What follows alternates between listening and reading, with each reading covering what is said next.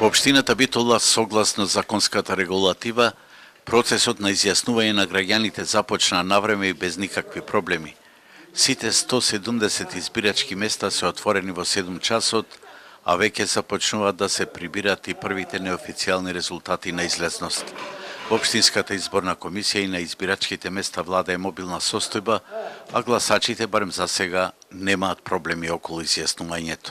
Согласно информациите од теренот, точно во 7 часот беа сите 170 избирачки места отворени. За сега процесот се одвива нормално без никакви проблеми.